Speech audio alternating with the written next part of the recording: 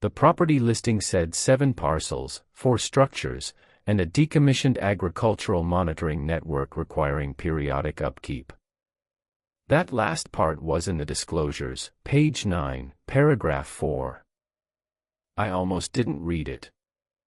My attorney flagged it because of potential environmental liability. Monitoring equipment sometimes means chemical sensors, soil sampling infrastructure, things that imply contamination history. She wanted a Phase 1 assessment before I closed. I told her no. I'd spent 11 months looking for land after the divorce. 11 months of listings that were either too expensive, too small, too close to Bozeman, or sold before I could schedule a walkthrough. This property was 1,280 acres in Blaine County, north of the Milk River, listed at auction after the previous owner died without heirs. The structures included a main ranch house, a calving shed, a machine shop, and a root cellar dug into a low hill east of the house.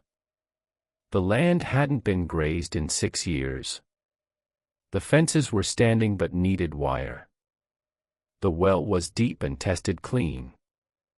I closed in February. Moved in the first week of March, when the ground was still frozen and the wind came off the high line at 35 miles an hour and didn't stop for 4 days. The weather beacons were the first things I saw from the county road. There were 9 of them spread across the property and 2 adjacent BLM parcels, painted steel poles, maybe 15 feet tall, each topped with an instrument housing roughly the size of a mailbox. Some had small solar panels. Some had what looked like anemometer cups, though only a couple were still spinning.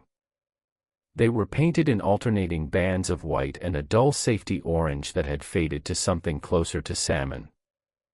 They looked like they'd been installed decades ago.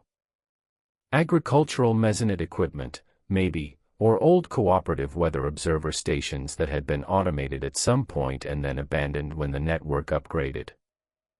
I didn't think much about them. They were part of the landscape, like the fence posts and the grain elevators on the horizon. The rules were in the kitchen. Not tacked to the wall or left in plain sight. They were inside a 3-ring binder on the top shelf of the pantry, behind a row of canned tomatoes that had expired in 2019. The binder was labeled, Property Maintenance, Beacons, in block letters written with a thick marker on masking tape. Inside were 23 pages of single-space typed instructions, printed on plain white paper.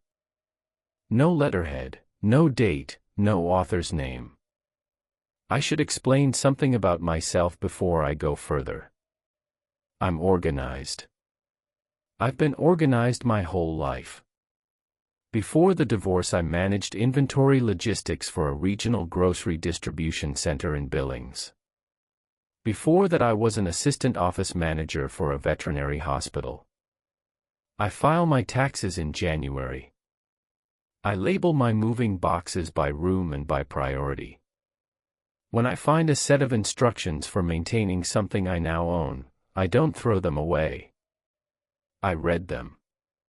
So I sat at the kitchen table on my 3rd night in the house, with the wind pressing against the west-facing windows, and I read the binder cover to cover. The first 4 pages were a map. Hand-drawn, but precise. Each beacon was marked with a number, B1 through B9, and labeled with its GPS coordinates. The coordinates matched nothing on Google Maps except open prairie. That was expected. The map showed my property boundaries, the adjacent BLM land, the seasonal creek that cut through the northwest corner, and a dotted line marking something labeled Service Road, Seasonal. The beacons were distributed unevenly. 3 were clustered within a quarter mile of the house. The others were spread at intervals of roughly half a mile to a mile, following the ridge that defined the northern boundary of the property. Pages 5 through 8 described each beacon's components. The language was technical but accessible, the kind of writing produced by someone who knew exactly what they were describing and assumed the reader had no background.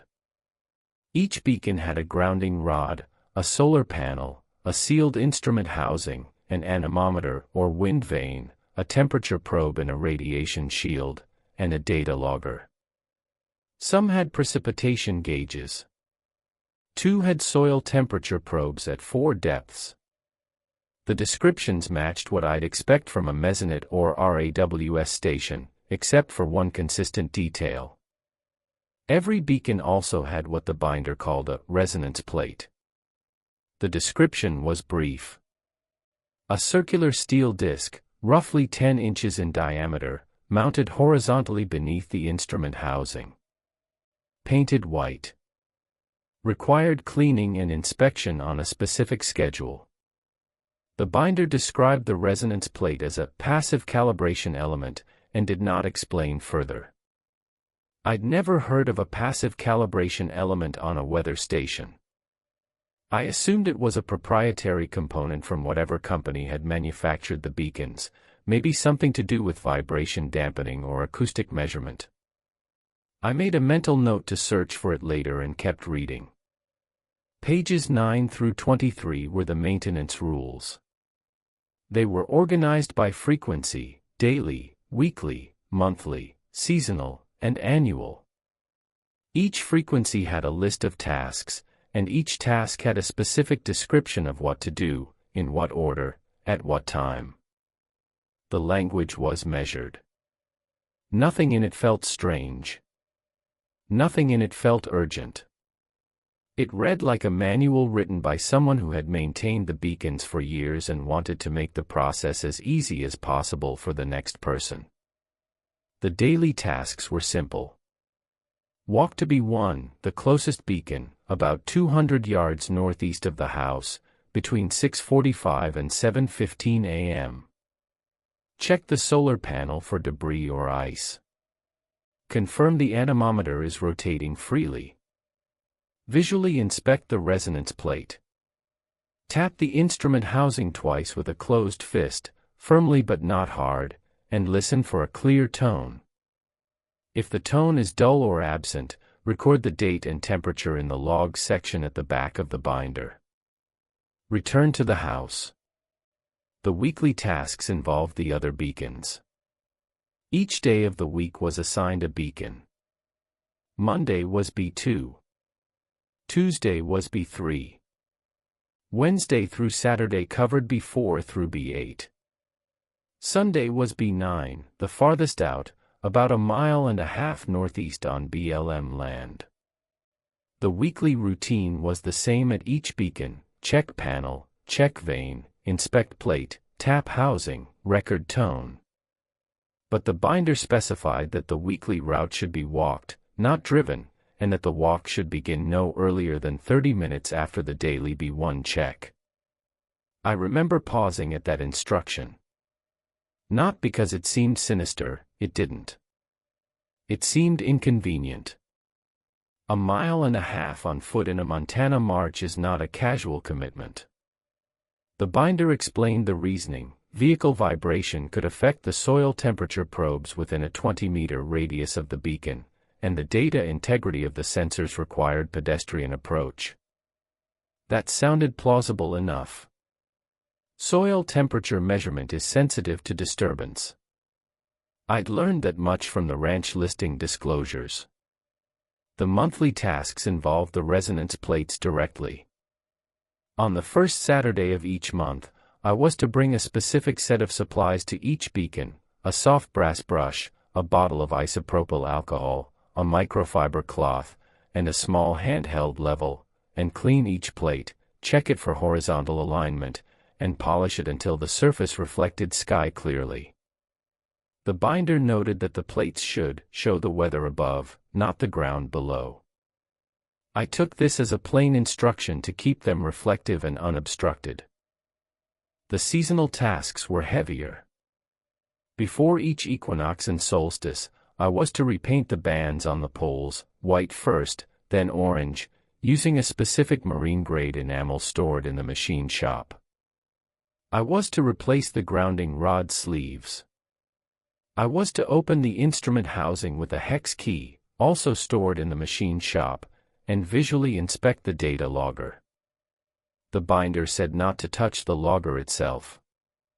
Just open the housing, look at it, confirm the small LED was blinking green, close the housing, and move to the next beacon. The annual task was the strangest.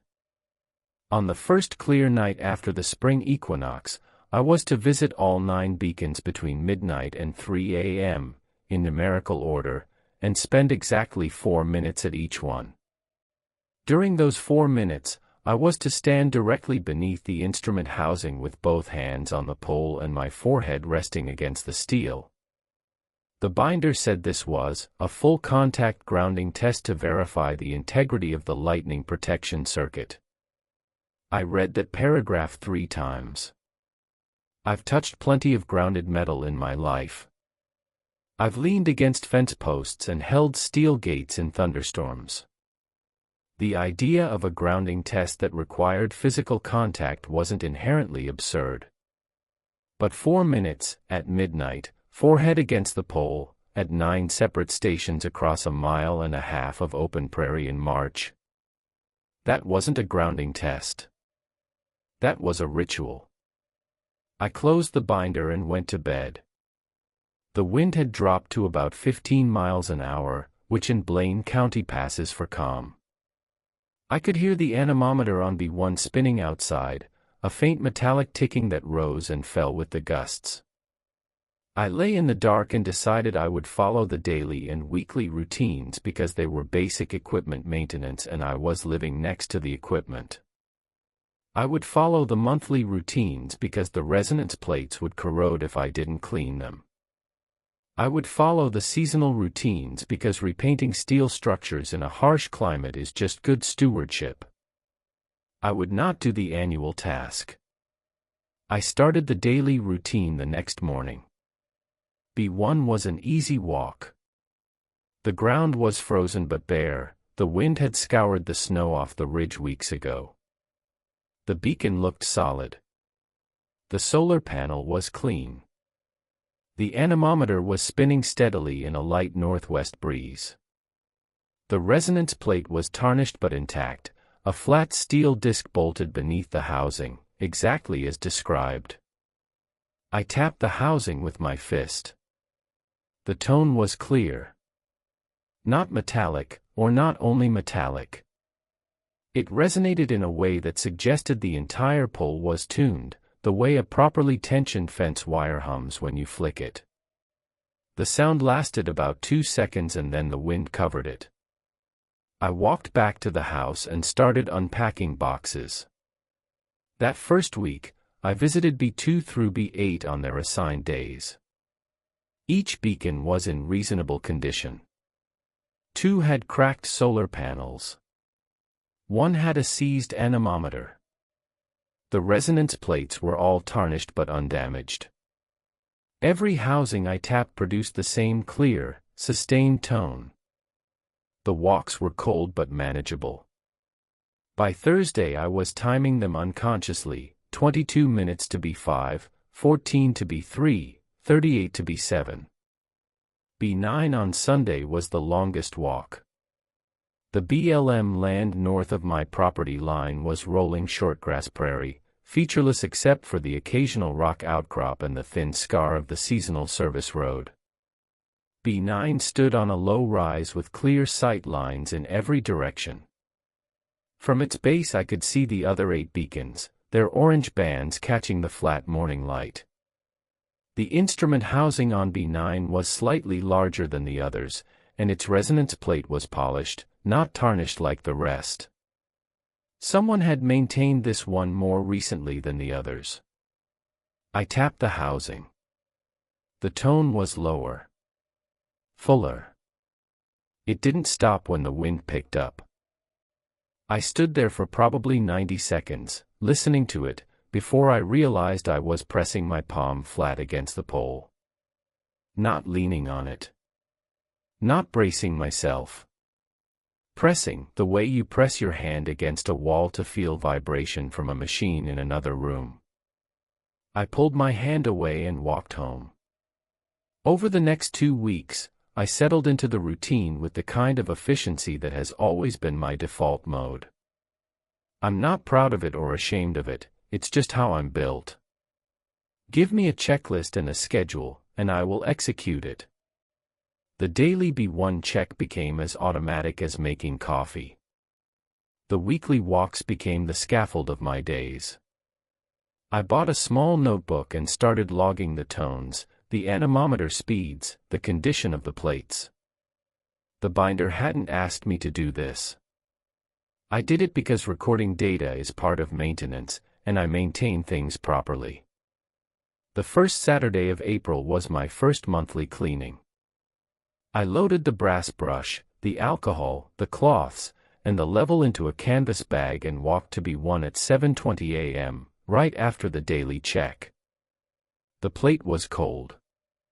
Frost had formed on it overnight and was just beginning to sublimate in the low sun. I brushed it gently, wiped it with alcohol, polished it until I could see the sky. The binder was right. The plate, when clean, reflected like a mirror. Looking down at it was like looking through a window in the ground. I could see clouds passing. I could see the blue between them. I spent the rest of the day cleaning the other 8 plates. It took almost 7 hours, including the walks. By the time I finished B9, the afternoon light was going amber and my shoulders ached from reaching overhead.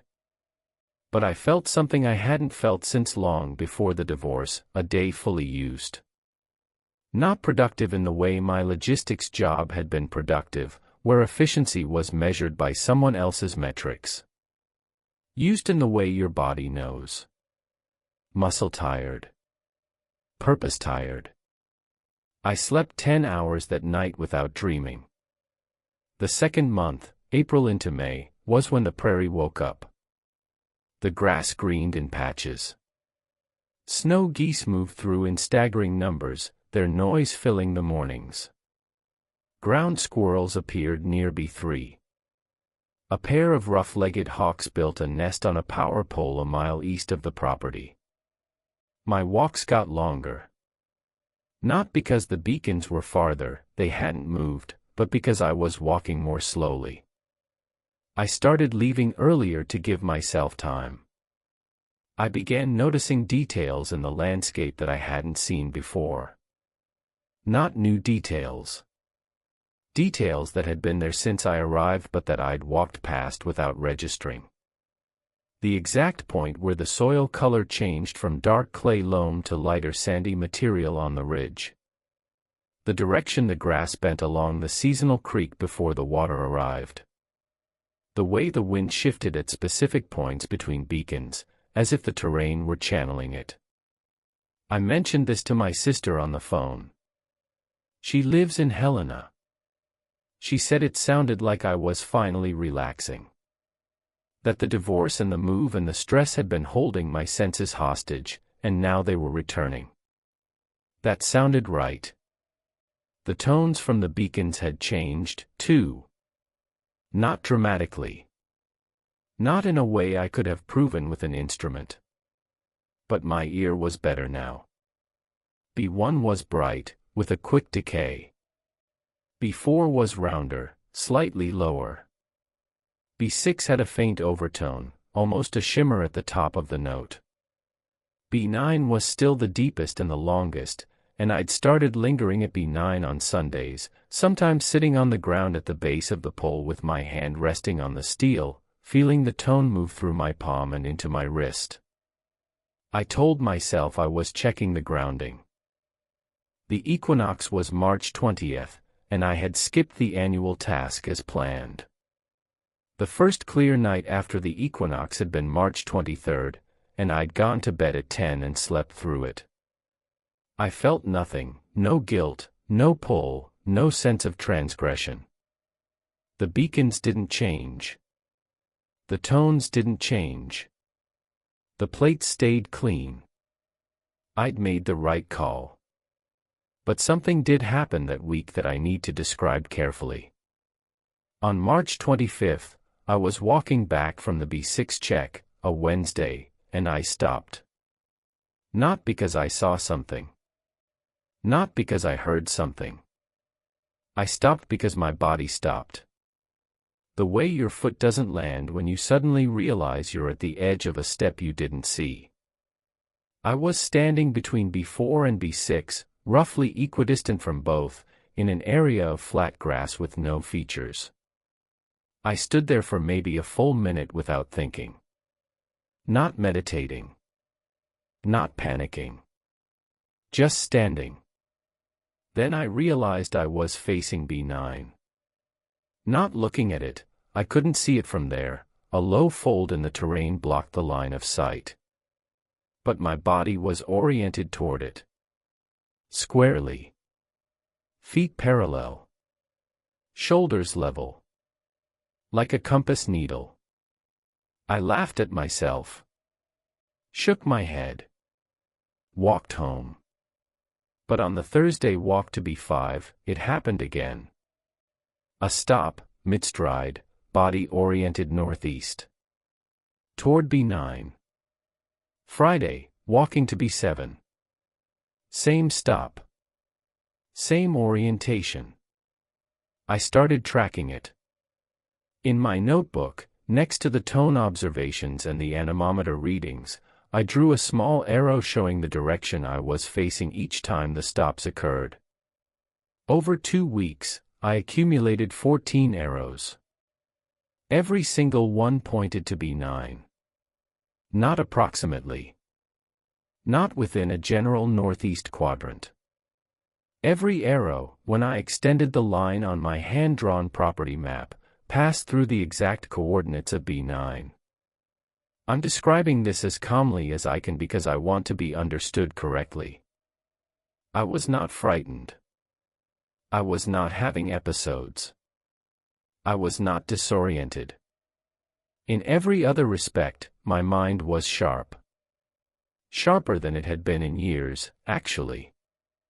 My sleep was deep and regular. My appetite was solid. My focus during the day, unpacking, fence repair, ordering supplies, was excellent. The stops were the only anomaly, and they felt less like a problem and more like a feature. Like the way your body learns to anticipate a turn on a road you drive every day. It felt navigational, not neurological. I kept following the rules. May brought warmer weather and the monthly cleaning fell on a Saturday that was nearly 60 degrees. I cleaned the plates in a light wind, moving beacon to beacon with the brass brush and the alcohol, polishing each disc until it showed the sky. At B9 I noticed something new. The reflection in the plate wasn't quite right. I was looking down at it from the normal cleaning position, standing at the base of the pole, plate at roughly chest height, angled slightly from the horizontal mounting. The sky above me was clear blue with a few high cirrus. What I saw in the plate was clear blue with a few high cirrus. That matched. But the cirrus and the reflection were moving in the wrong direction. Not mirrored wrong, the reflection should have reversed the lateral movement, and it did. They were moving at the wrong speed. The real clouds were drifting slowly east-southeast at maybe 15 knots. The reflected clouds were drifting faster. Maybe twice as fast. Maybe more. I looked up. Looked down. Looked up again. The real sky was calm and slow. The plate sky was hurrying. I cleaned my glasses. I changed my angle. I stepped back and leaned in. The discrepancy was consistent. The reflected sky was showing something that looked like my sky but was moving at a different rate. As if the plate were reflecting a sky from a slightly different moment. Or a slightly different place. I finished polishing B9 and walked home. I wrote in my notebook, B9 plate, reflection timing offset. 2x speed on cirrus movement. Optical artifact. Check plate curvature. The next morning I drove to Havre and bought a small machinist's level at the hardware store. Back at B9, I placed the level on the plate. It was perfectly horizontal. No curvature. No concavity that would distort a reflection. I watched the plate for 10 minutes. The sky reflection was normal. The clouds matched. I noted, cannot reproduce. One-time observation. But it wasn't one time. Over the next 3 weeks, I saw the reflection discrepancy on 5 more occasions. Always at B9. Always during the monthly cleaning or immediately after polishing. Always a speed difference, the reflected sky moving faster than the real sky. Never by the same factor. Sometimes slightly faster. Once, dramatically faster, the reflected clouds racing across the plate like time-lapse footage while the real clouds barely drifted. On the 5th occurrence, I timed it. I started a stopwatch and tracked a specific cloud formation, a small cumulus cluster, as it crossed both the real sky above me and the reflected sky in the plate. Real sky, the cluster moved from my left shoulder to overhead in about 4 minutes. Plate, the same cluster, same shape, same density, crossed the plate's surface in 41 seconds. That's a ratio of roughly 5.8 to 1. I wrote it down. I stared at it. I could not explain it. But here's what I need you to understand, I did not stop maintaining the beacons. It never occurred to me to stop. The discrepancy was a puzzle, not a threat. It was interesting. It was data. And I was, by this point, the kind of person who walks to B1 at 6:52 a.m. without thinking about it, who has the weekly route memorized to the minute, who carries the brass brush in her coat pocket like other people carry their phone. The maintenance rhythm was in me. Not in a spooky way. In the way that any routine gets into your body when you do it every day for 2 months. Like brushing your teeth. Like checking the locks before bed. The beacons were mine. The schedule was mine. The walk was mine. That's what I believed. June was when my sister Carolyn visited. She drove up from Helena on a Friday afternoon and planned to stay through Sunday. I was looking forward to it. I'd been alone on the property for 3 months, and while I wasn't lonely, I'm not someone who gets lonely easily, I wanted to share what I'd found. The landscape. The birds. The big sky cliché that turned out to not be a cliché at all but a daily, crushing, gorgeous fact. Saturday morning I woke at 6:40 as usual. Carolyn was still sleeping. I dressed and walked to B1 for the daily check. Panel clear. Vane spinning. Plate clean, I'd done the monthly the week before. I tapped the housing. Clear tone. I walked back to the house and started making coffee. Carolyn came down at 8. We ate eggs and toast and talked about her kids and my fence project and whether I was going to run cattle again or lease the grass. At 9, I told her I needed to do the weekly check, it was Saturday, so B8, and asked if she wanted to come. She said sure. We walked northeast. The morning was warm for June in Blaine County, maybe 58 degrees, with a south wind. I pointed out the hawk nest, the ground squirrel colony near B3, the soil color change on the ridge. Carolyn was quiet. Not uninterested, she was looking around, taking it in. But she wasn't seeing what I was seeing. I could tell. The landscape hadn't opened up for her the way it had for me. She was looking at grass and sky. I was looking at a system. When we reached B8, I went through the check. Panel, vane, plate, tap. The tone rang. Carolyn flinched. Not dramatically.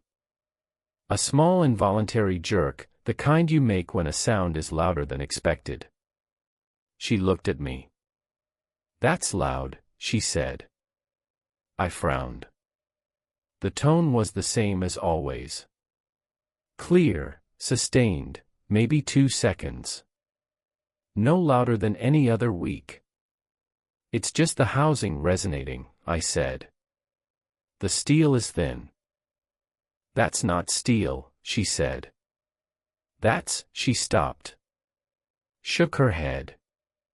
"I don't know what that is. That's not a normal sound." I tapped it again. The tone came. Same pitch. Same duration. To me it sounded like it always sounded, clean, almost musical, the kind of tone a well-made bell produces. Carolyn took a step back. She was looking at me with an expression I recognized from years of being her sister. It was the expression she wore when she was choosing her words carefully. "How long have you been doing this?" she asked. "Since March." "Every day?" "The daily check, yes. The weekly checks rotate." "And you walk out here alone every morning at 6:45 to 7:15. She looked at the beacon. Then at me. Then at the landscape, the other beacons visible as small orange and white marks against the green. "Ellie," she said. "This isn't a weather station." I felt a flash of defensiveness that surprised me with its intensity. "I know what weather stations look like," I said. "These are mesonet. I'm not talking about the equipment. I'm talking about you. You moved here 3 months ago. You live alone in the middle of nowhere. You wake up at the same time every day and walk to a metal pole and hit it with your fist. You've got a notebook full of, what? Tones. Wind speeds. You're not a meteorologist. You're not a rancher yet. You're maintaining someone else's equipment on a schedule someone else wrote, and you're talking about it like it's the most important thing you've ever done." She wasn't wrong. And she wasn't being cruel. She was being Carolyn, direct, concerned, a little too perceptive for comfort. "The previous owner maintained them," I said. "The previous owner died alone." That stopped me. I hadn't thought about it that way. The property was sold at auction because the owner, a man named Gerald Fenn, according to the county records, had died without heirs and without a will. I knew nothing about him except what the property told me. He'd lived here alone, he'd maintained the beacons, and then he died. The county assessor's office said he was 71. Cause of death was listed as cardiac arrest. He was found by a propane delivery driver who noticed the gate chain was rusted shut. "That doesn't mean the beacons killed him," I said, and immediately heard how absurd that sounded. Carolyn hadn't said anything about the beacons killing anyone. She'd said he died alone. The leap from her concern to my defense revealed something I didn't want to examine. We walked back to the house in silence. She left Sunday morning instead of Sunday evening. At the door, she hugged me and said, "Just think about whether the routine is serving you or you're serving it." I promised I would think about it. I did the B1 check at 6:50 the next morning. The thing about a routine, and I need to explain this without sounding like I'm making excuses, is that it doesn't feel compulsive from the inside. Compulsion implies resistance. Implies a part of you that doesn't want to do it but does it anyway. I didn't have a resistant part. The walks felt like breathing. Necessary, automatic, and entirely voluntary. But after Carolyn's visit, I started paying attention to something I'd been ignoring. The walks were getting longer. Not because I was walking more slowly, I'd already noted that months ago. They were longer because I was adding steps. Not deliberately. Not consciously. But I'd find myself veering slightly off the direct path between beacons, following curves in the terrain that seemed more natural, more aligned with the way the grass lay. The paths I walked were becoming less like straight lines and more like, I'll use the word that came to me at the time, circuits. On a Tuesday in late June, I mapped my GPS tracks for the week. I have a fitness watch that records routes. I pulled the data onto my laptop and laid the tracks over my hand-drawn property map. The daily and weekly routes I'd been walking had, over 3 months, gradually curved into a pattern. Not a circle. Not a spiral. Something more structured. The paths connected the beacons in a sequence that, when drawn together, formed a shape. I stared at it for 20 minutes. It wasn't a recognizable symbol. It wasn't a pentagram or a rune or any other occult cliché. It was geometric but irregular, a network of arcs and straight segments that connected all 9 beacons through a single continuous path. The path never crossed itself. It started at B1, moved through every beacon in a specific order that was not the numerical order, and ended at B9. The order was B1, B4, B2, B7, B5, B3, B8, B6, B9. I had never planned this route. I had never consciously chosen to visit the beacons in this order. The binder specified numerical order for the weekly checks. But my body had been walking a different sequence, and the sequence formed a shape, and the shape was consistent across weeks of data. I checked the binder. I read the weekly instructions again. Each day of the week is assigned a beacon. Monday, B2. Tuesday, B3. I had been following those assignments. Monday I went to B2. Tuesday to B3. The individual visits were correct. But my approach paths, the routes I walked between the house and each beacon, had curved. And the curves, taken together across a full week, created the pattern. I could not have designed this route consciously. The optimization was too complex. It accounted for terrain, wind direction, time of day, and something else, something I could feel but not name. A rightness. The route felt right the way a melody resolves. Each segment led inevitably to the next. The shape it made on the map looked like something that had been planned by someone who knew the land better than I ever could. And I had walked it without knowing.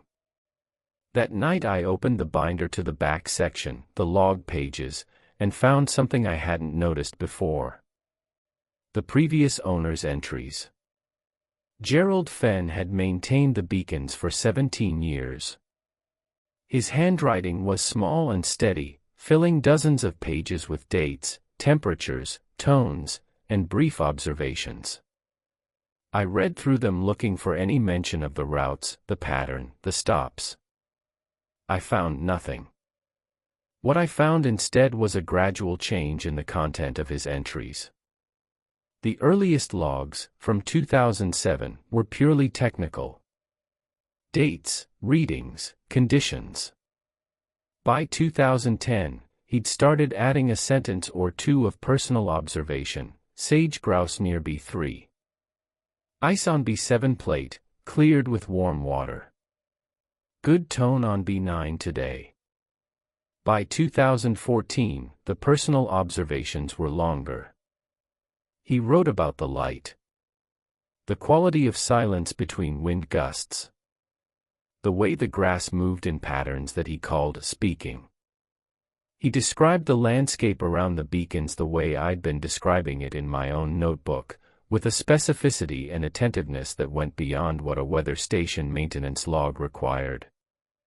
By 2018, the entries were almost entirely personal.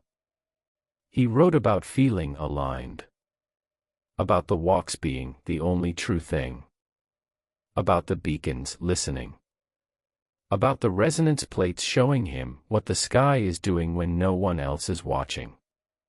The last entry was dated November 2, 2023. It said, B9 tone is my tone now. Cannot distinguish. This is not a complaint. Gerald Fenn was found dead on November 19, 2023. Cardiac arrest. At the base of B9. The propane driver who found him said he was sitting on the ground with his back against the pole and his hands in his lap, and that the expression on his face was peaceful.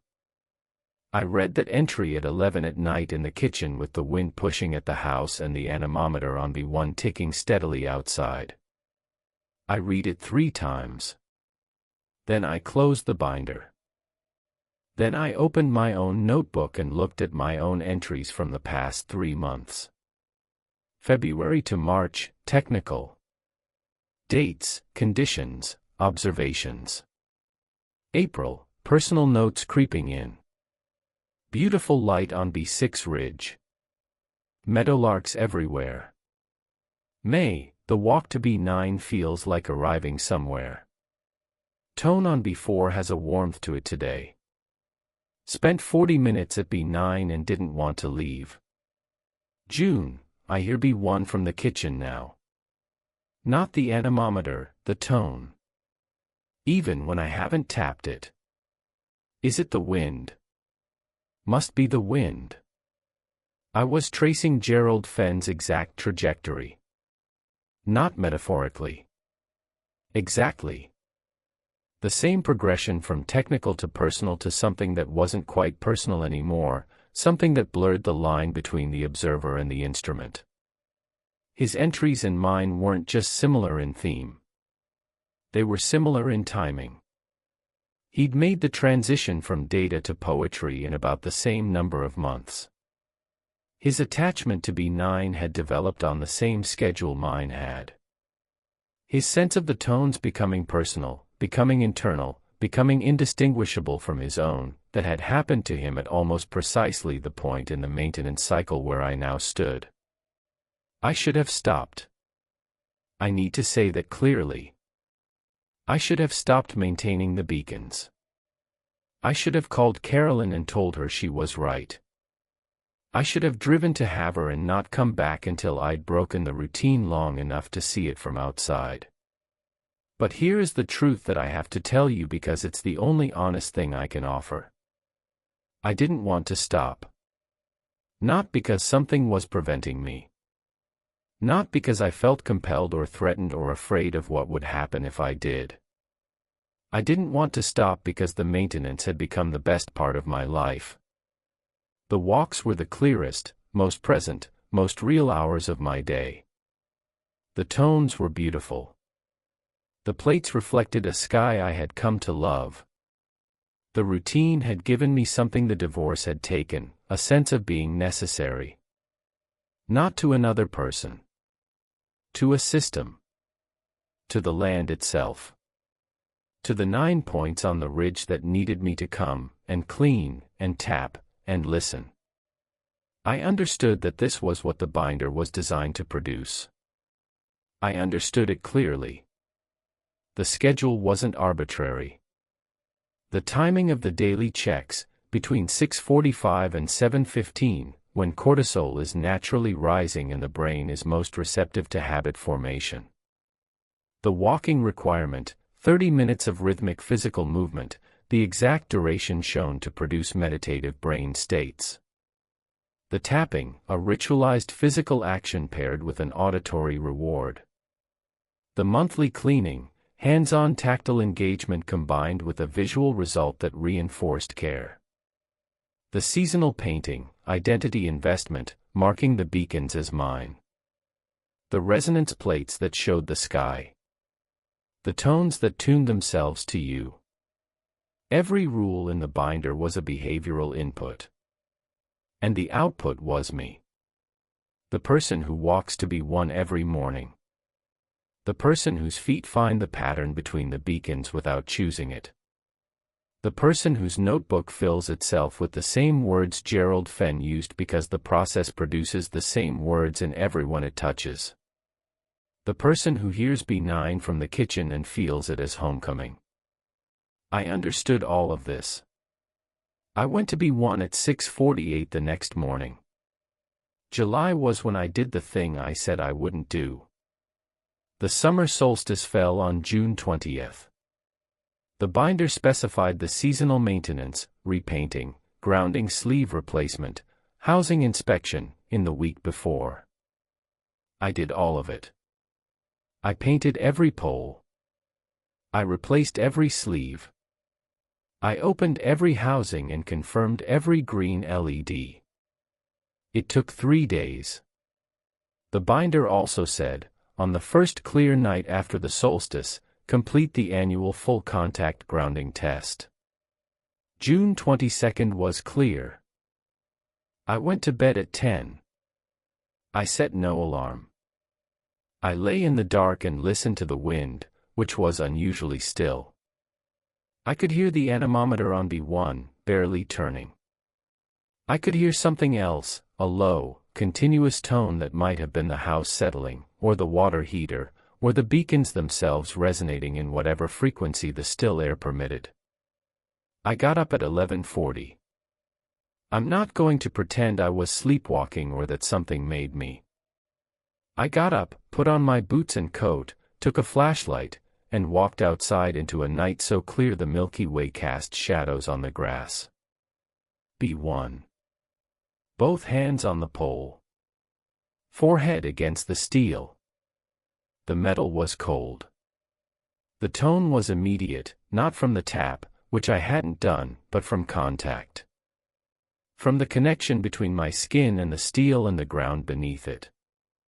I felt it in my skull, in my teeth, in the bones of my forearms. It was the same tone I heard every morning, but fuller.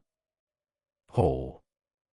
As if the daily tapping had only been catching fragments of something the full contact released completely. 4 minutes. I counted them by breath. I moved to B4. Then B2. Then B7, B5, B3, B8, B6. The pattern route. Not the numerical order the binder specified for the annual task.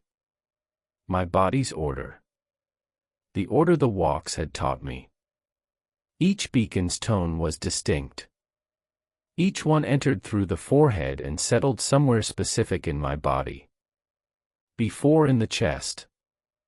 B2 in the lower spine. B7 in the hands. B5 in the throat.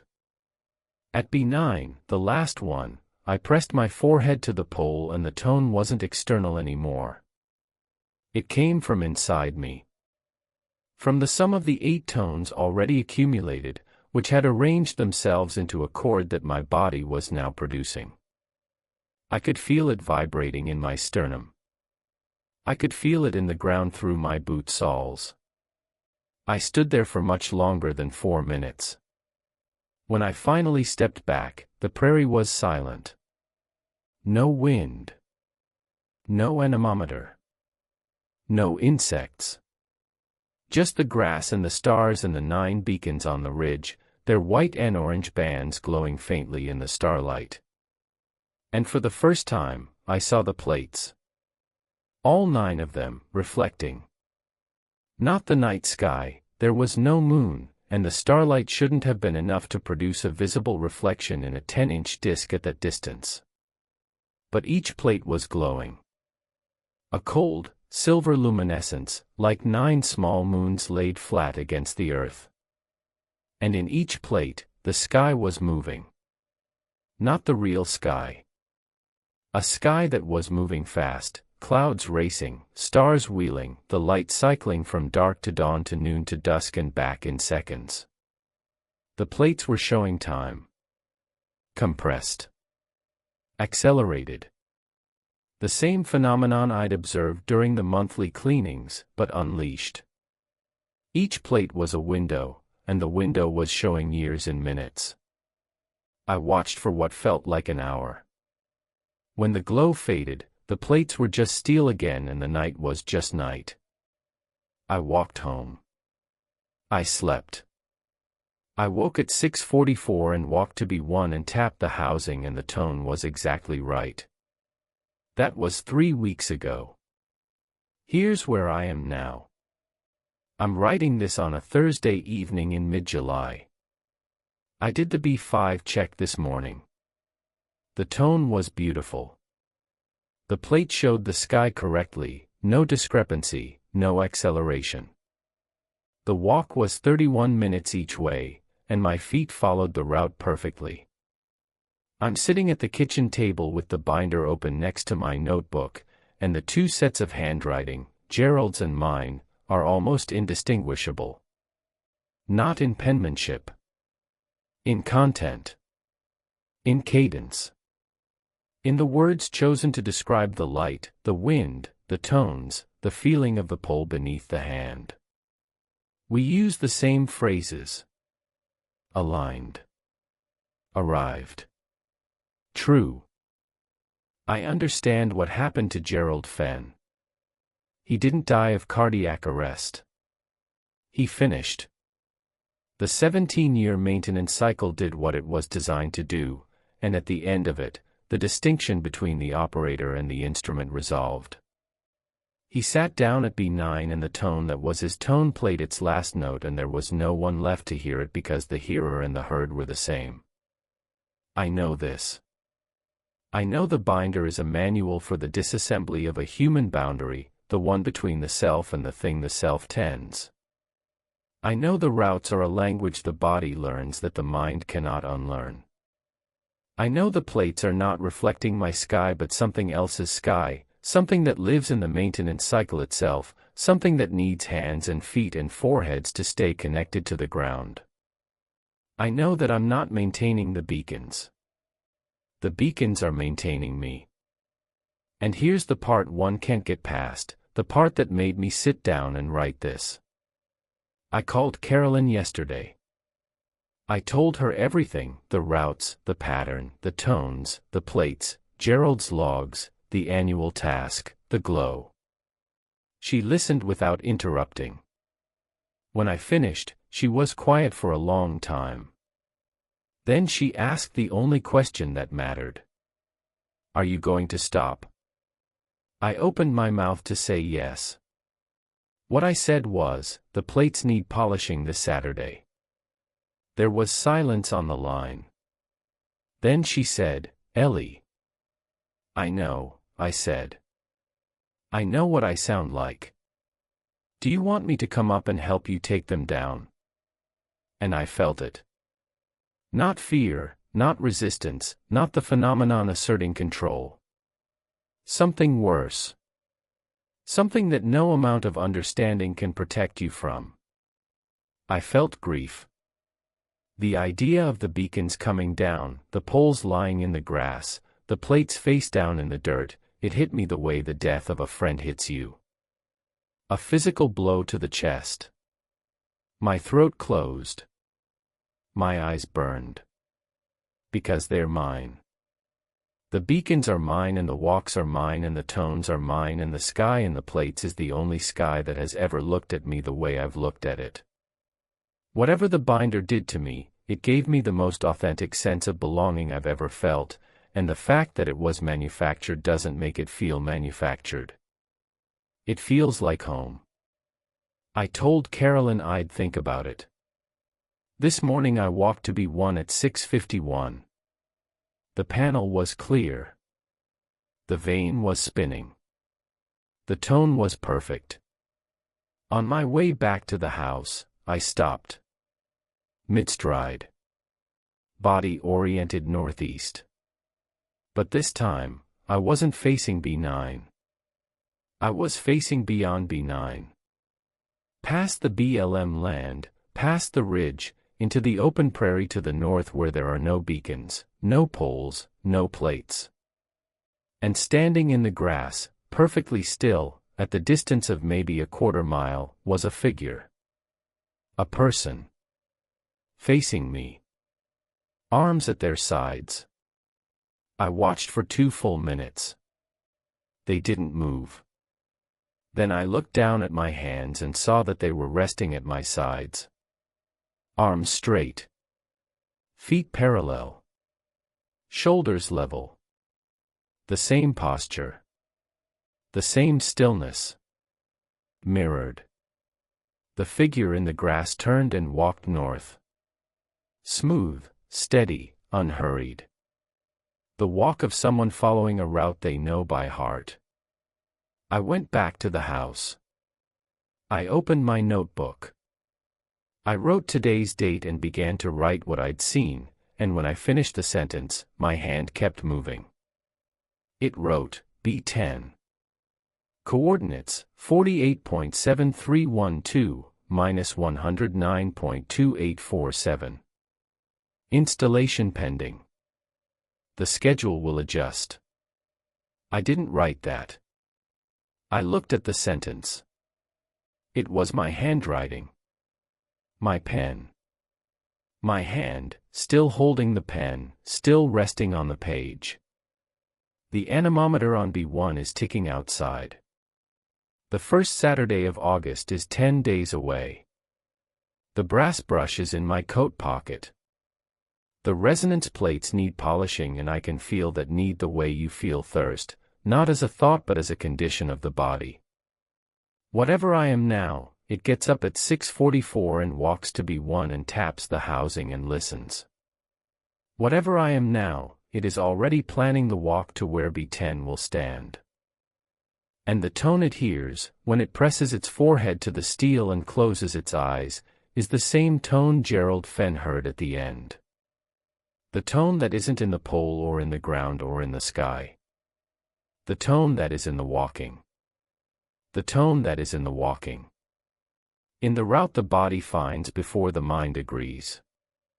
In the pattern drawn across the grass by feet that have forgotten how to deviate. I need to tell you what happened next because I need someone outside the pattern to hold this information. Not to act on it. I don't think action is possible anymore. Just to hold it. The coordinates my hand wrote, 48.7312, minus 109.2847, I looked them up that same afternoon. The location was 2.3 miles north-northeast of B9, on BLM land, in a section of prairie I'd never walked. No structures. No roads. No features on any satellite image I could find. Just grass and a shallow depression where a seasonal pond might form during snowmelt. I told myself I wouldn't go. That resolution lasted 4 days. On Monday, July 21st, I did the B2 check as usual. Walked back. Made coffee. Sat at the kitchen table with my laptop open to the satellite image of the B10 coordinates. Closed the laptop. Opened it again. Closed it. Poured a second cup of coffee, which I never do. Opened the laptop a third time and printed the coordinates on a slip of paper, which I folded and put in my coat pocket next to the brass brush. Then I went outside and walked north. Not to B10. Not yet. I told myself I was scouting. Checking the terrain between B9 and the coordinates to see if the ground was even passable. This was reasonable. This was what a responsible landowner adjacent to BLM grazing land would do, familiarize herself with the surrounding terrain. The fact that I was carrying the brass brush and the microfiber cloth in my pocket was habit, not intention. The walk to B9 took 38 minutes, my usual Sunday pace. I tapped the housing. The tone rang, low and long, the way it always does, and I felt the response in my chest, the accumulated resonance of months of listening, vibrating sympathetically the way a tuning fork vibrates when another fork at the same pitch is struck nearby. I kept walking north. The terrain past B9 was different from the property. More exposed. The ridge fell away into a long, gentle slope of mixed grass and bare soil, the kind of ground that holds snow late into spring and dries to hardpan by July.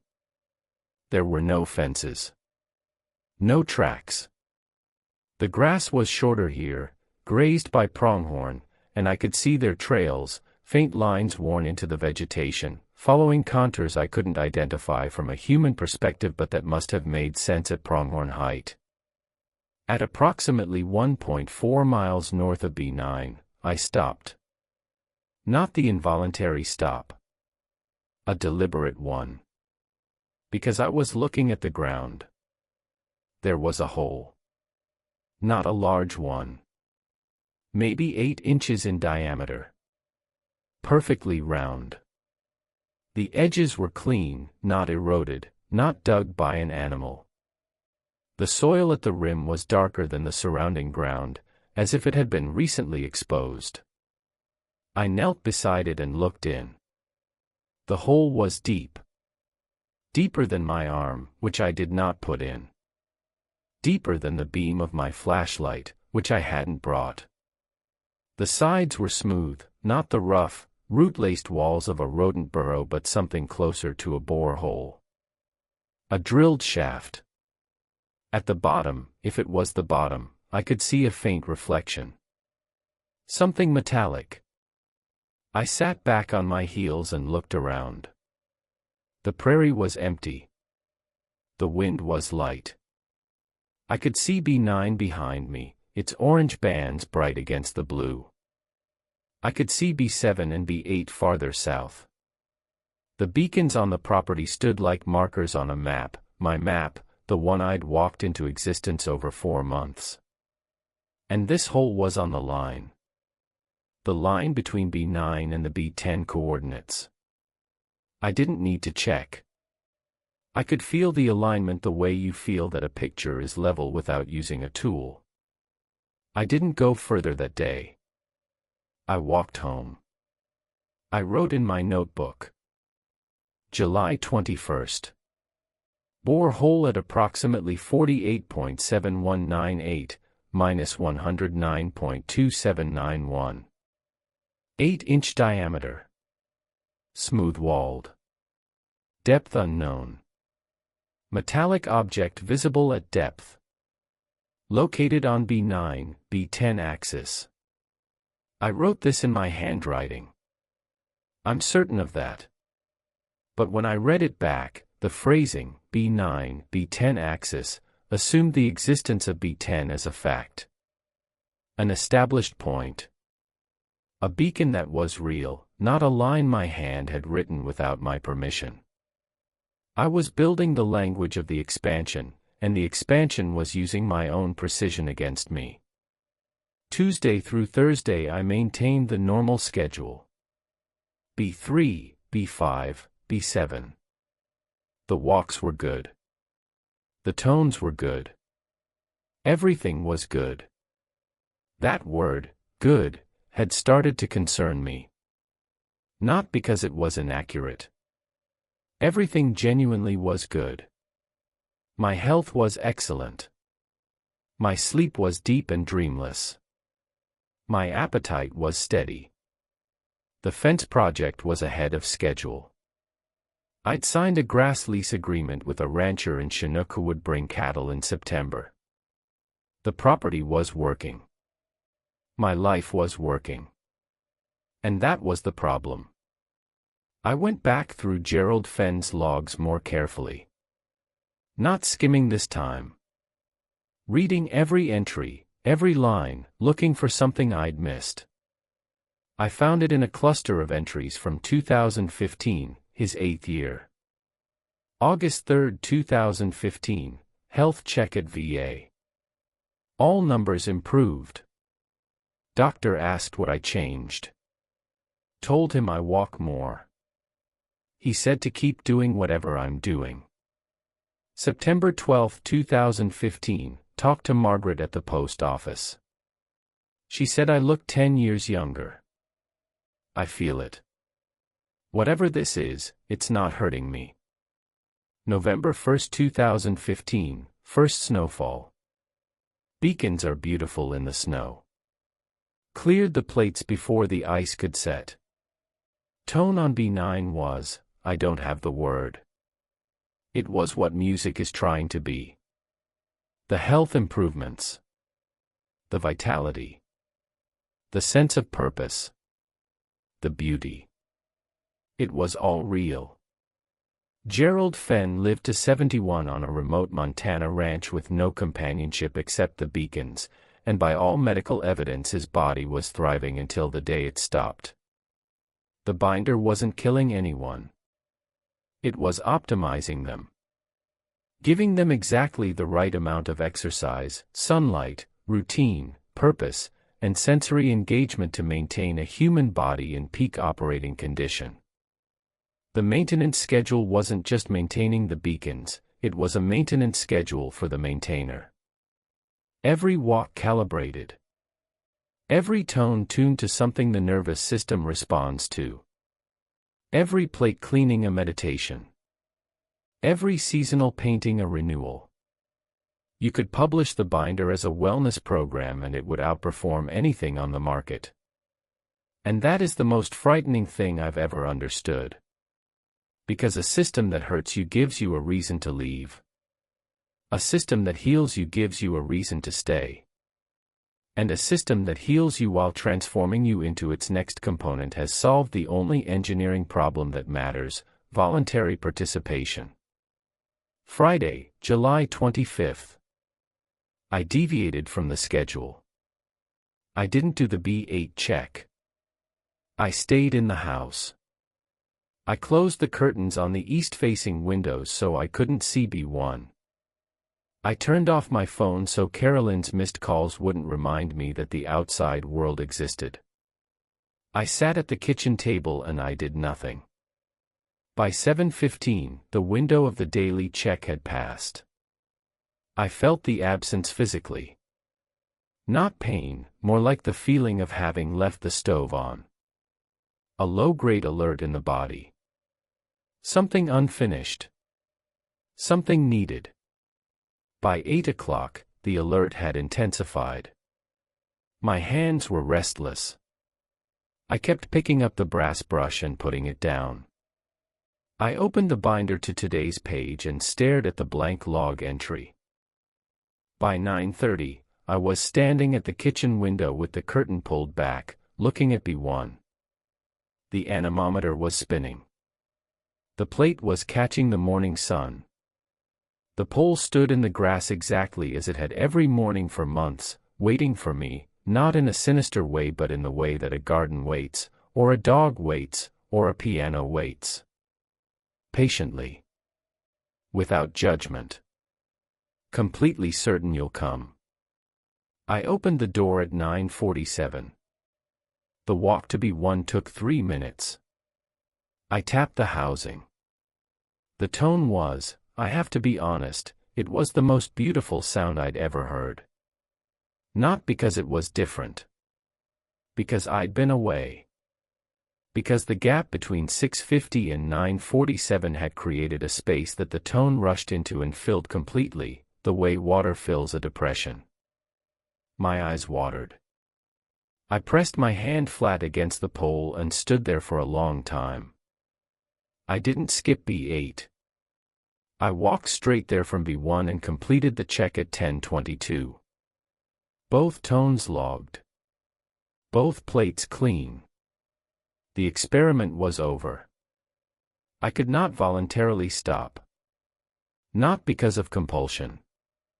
Because of love. And I know how that sounds, and I know it's the exact word the system wants me to use, and I can't find a reason that matters more than the fact that it's true. Saturday, July 26th, monthly cleaning day. I polished all 9 plates between 7:20 a.m. and 2:45 p.m. At B9, the reflection discrepancy appeared again, sky moving faster than reality, clouds racing across the 10-inch disk at maybe 4 times their actual speed. I timed it. The ratio was 4.2 to 1. Lower than the 5.8 I'd measured in May. The acceleration was decreasing. I wrote that down and then stopped writing and stared at the page. The acceleration was decreasing. The reflected sky was slowing down. Moving closer to real time. Converging. In the same way that my walks had converged on the pattern. In the same way that my notebook entries had converged on Gerald's language. In the same way that the tones had converged on something I could feel inside my body instead of hearing from outside it. Everything in this system converges. Every variable moves toward the same point. And the point is the moment when the reflection and the reality become identical. When the plate shows exactly what the sky is doing at exactly the speed it's doing it. When there is no discrepancy left. When the observer and the observed are the same thing. Gerald's last entry, B9 tone is my tone now. Cannot distinguish. The convergence was the endpoint. And the endpoint was what happened at the base of B9 on November 19, 2023. I finished cleaning B9 and walked home carrying this knowledge in my chest alongside the chord of 9 tones that had become as much a part of my body as my heartbeat. The next 3 days I spent doing something I hadn't done since I moved in. Research. Not on the beacons. I'd searched for their manufacturer, model, and network affiliation months ago and found nothing. No brand name on the housings. No serial numbers on the data loggers. No agency or institution claiming ownership. The beacons didn't exist in any database I could access. Instead, I researched Gerald Fenn. The Blaine County Recorder's Office had his deed, recorded in 2005. He'd purchased the property from a family named Thorson who had ranched it since the 1960s. I called the county and asked if there was a contact for the Thorson family. The clerk found a forwarding address in Billings for a Doris Thorson. I called her that evening. She was 86 and sharp. She remembered the property. She remembered selling to Gerald. Did the property have weather stations when your family owned it? I asked. The poles, she said. Oh, sure. Those were there when we bought the place. My husband thought they were from the Soil Conservation Service. Some kind of monitoring they did after the Dust Bowl. But there was no wiring and no one ever came to service them, so we just left them alone. Did you maintain them? Maintain them. Honey, they're just poles with boxes on top. What's to maintain? There's a binder, I said. In the pantry. With a maintenance schedule. Silence. There was no binder when we lived there, she said. We were there 40 years. I cleaned that pantry twice a year. There was no binder. I thanked her and hung up. The Thorsons owned the property for 40 years and didn't maintain the beacons. No binder. No schedule. No rules. The poles were inert objects on the landscape, as mundane as fence posts. Gerald Fenn bought the property in 2005. His first log entry was dated March 2007. The binder was in the pantry when he found it, or it appeared between 2005 and 2007, and the maintenance cycle began. I opened the binder to the first page and looked at it more carefully than I ever had. The map. The hand-drawn map with the GPS coordinates and the beacon locations and the property boundaries. The property boundaries on the map didn't match my deed. I pulled up the county GIS and compared. The binder's map showed boundaries that were slightly different, expanded. The northern boundary on the binder's map extended approximately 1/4 mile farther than the legal boundary recorded by the county. The expansion included the area where B9 stood. B9 was not on my property. I'd known it was on BLM land. But the binder's map drew it as if it were inside the property. Inside the system. I measured the expansion. Then I looked at the coordinates my hand had written for B10. The B10 location was 2.3 miles north of B9. If I drew a new northern boundary that encompassed B10 and applied the same proportional expansion to the other boundaries, the resulting property would be approximately 2,400 acres. Nearly double my legal acreage. The binder's map wasn't showing my property. It was showing the territory the beacons claimed. And the territory was growing. I went to the county assessor's website and searched for the BLM parcels north of my boundary. Standard federal grazing allotments. No leases. No permits. No structures.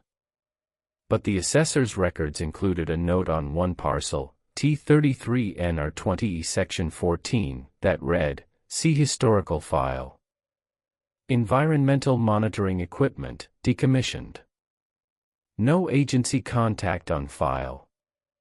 The borehole I'd found was in Section 14. I called the BLM office in Malta the next morning and asked about the environmental monitoring equipment. The woman who answered was friendly and thorough. She checked their records. She found the note. She said it was entered in 1987 and that no follow-up had ever been recorded. No installation order. No decommission order. No maintenance contract. No funding line. It's probably just an old soil probe or rain gauge someone stuck in the ground and forgot about, she said. Happens all the time out here. Is there a physical description? An equipment manifest? No, ma'am. Just the note. If you want, I can flag it for a field check, but honestly we're backed up about 6 months on site visits. I told her not to bother. That night I sat with the binder and my notebook and my laptop and I laid out everything I knew. The beacons predate the Thorson ownership, which began in the 1960s. They may have been installed by a federal conservation agency, or they may have been there before that. No agency claims them. No manufacturer is identifiable. The binder appeared sometime between 2005 and 2007, after Gerald Fenn purchased the property. The binder is not attributed to any person or organization. The maintenance schedule it describes is a precision behavioral conditioning program that uses exercise, routine, sensory reward, and ritual to restructure the maintainer's body and cognition over a period of months to years. The resonance plates exhibit temporal anomalies during cleaning. The tones produced by the housings are tuned to frequencies that accumulate in the maintainer's body. The routes between beacons self-organize into a geometric pattern through the maintainer's unconscious movement. The system converges, tone to body, reflection to sky, walker to walked, maintain to maintainer, over a timeline that correlates with the previous operator's complete cycle. The system is now writing coordinates for new installations through the current operator's hand. The territory is expanding. I wrote all of this down. Clear, factual, organized. The way I've always written. The way the binder taught me to write. And then I turned to a fresh page and tried to write something the system hadn't authored. I wrote, I am Eleanor Bryce. I am 44 years old. I was born in Great Falls. I am divorced. I have no children. I bought this property to start over. The beacons are not mine. The routine is not mine. The tones are not mine. I am going to stop. I looked at what I'd written. It was my handwriting. My words. My decision. Below it, in the same handwriting, in the same ink, without any memory of my hand moving, was a single additional line. The first Saturday of August is in 6 days. B10 survey and site preparation. Supplies needed: 1 steel pole, 15 foot, 1 resonance plate, 10-inch circular, marine grade, 1 instrument housing, 1 grounding rod. See machine shop inventory. I went to the machine shop the next morning. I hadn't been inside it since April, when I'd inventoried the tools. It's a metal building, 30 by 40 feet, with a concrete floor and fluorescent lights that take a full minute to warm up. In April, the shop had contained what you'd expect on a working ranch: welding equipment, hand tools, fence supplies, a bench grinder, shelves of hardware. I'd noted a few items I didn't recognize and assumed they were proprietary ranch tools I wasn't familiar with. In July, the shop contained all of that plus, arranged neatly on the welding table in the center of the room, the following: 1 steel pole, 15 feet long, painted in alternating bands of white and safety orange. 1 circular steel disc, 10 inches in diameter, polished to a mirror finish. 1 instrument housing, sealed, with a small solar panel mounted on top. 1 grounding rod with a new copper sleeve. 1 hex key set. 1 bag of marine-grade enamel, white and orange. I hadn't ordered these materials. I hadn't purchased them. I hadn't seen a delivery truck on the property. The machine shop has 1 door and I keep it padlocked. The padlock was locked when I arrived. The key was on my ring where it always is.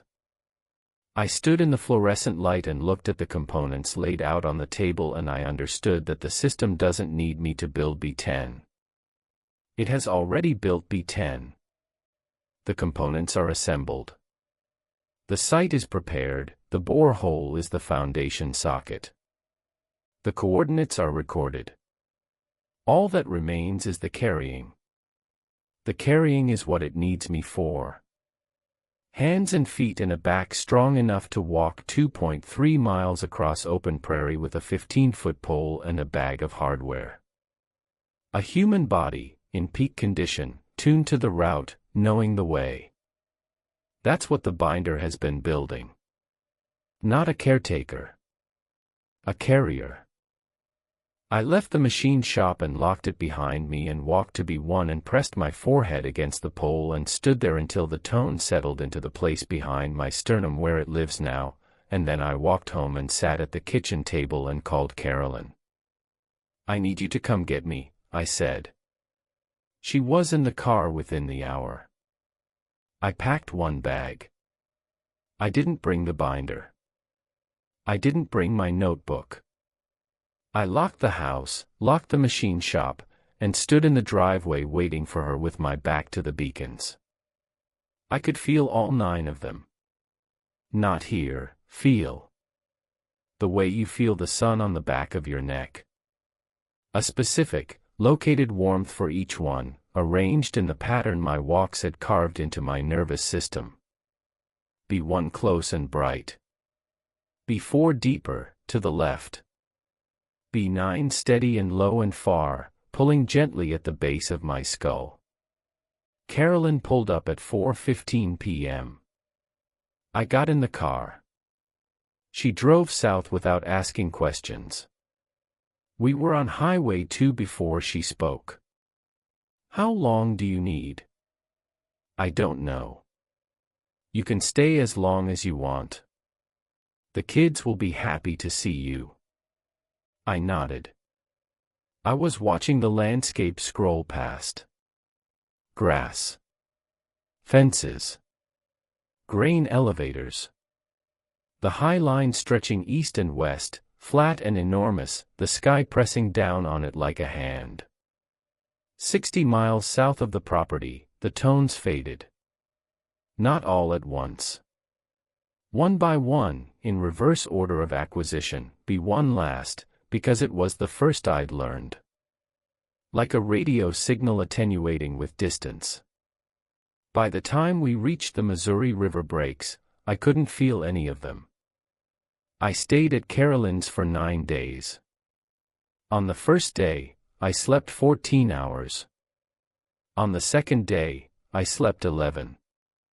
By the third day, I was sleeping normally, but the dreams had started.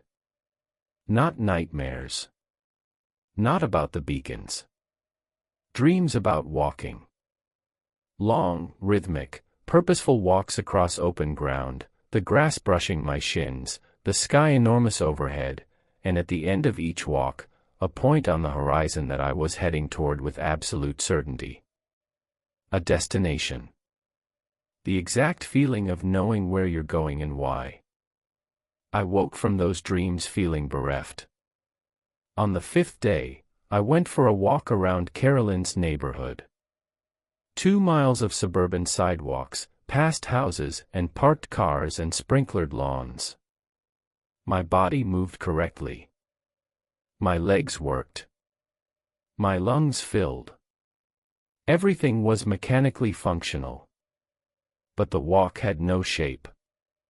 No pattern. No destination that mattered. I was walking on concrete and the concrete gave nothing back. No tone, no resonance, no reflection. My feet hit the ground and the ground was inert and I was just a woman on a sidewalk and the world was flat and empty and ordinary. I cried that night, in the guest room, with the door closed. Not because I was afraid. Because I missed the beacons. I missed the tones. I missed the morning walk to be one in the early light with the anemometer ticking and the plate showing a sky that was almost the same as the real one. I missed the feeling of convergence, of moving toward something, of becoming something, of being part of a system that needed me. On the 7th day, I checked my email and found a message from the Blaine County Sheriff's Office. A deputy had driven past the property on a routine patrol and noticed the gate was open. He'd walked the perimeter of the house and found nothing disturbed. But he mentioned in the email, almost as an aside, that he'd noticed some kind of new pole out north of the ranch house, past the BLM fence. Looked like somebody put up a new weather station. I read that sentence 4 times. B10 was installed. I hadn't carried the pole. I hadn't walked the route. I hadn't set the grounding rod or mounted the plate or wired the housing. I was 200 miles away in Helena. But B10 was installed. The system didn't need me. It had never needed me specifically. It needed a carrier, and when I left, it found another way. Or it had always had another way, and the carriers, Gerald, me, whoever came before, were not the mechanism of expansion. We were the mechanism of attachment. The way the system anchored itself to human experience. The way it made the pattern feel like love so that someone would stay, and watch, and polish the plates, and listen to the tones, and walk the routes, and believe, genuinely believe, that the land needed them. While the system grew on its own. I left Carolyn's house on August 4th. She tried to stop me. She stood in the driveway and said everything a good sister would say, that I was going back to something that was changing me, that the isolation was dangerous, that she could see the difference in my face when I talked about the beacons versus when I talked about anything else. She was right about all of it. I drove north. I arrived at the property at 6:38 p.m. The gate was closed, the deputy must have shut it. The house was as I'd left it. The machine shop was locked. The beacons on the property were standing, their bands bright in the evening light. I walked to B1 and pressed my palm against the pole. The tone came back like a room filling with air. All 9 notes, in the pattern, settling into the places in my body they'd carved out over months of contact. Chest, spine, hands, throat, sternum. I stood there and let them arrive, and I was not afraid because fear requires a self that is separate from the thing it fears, and I was no longer confident that separation existed.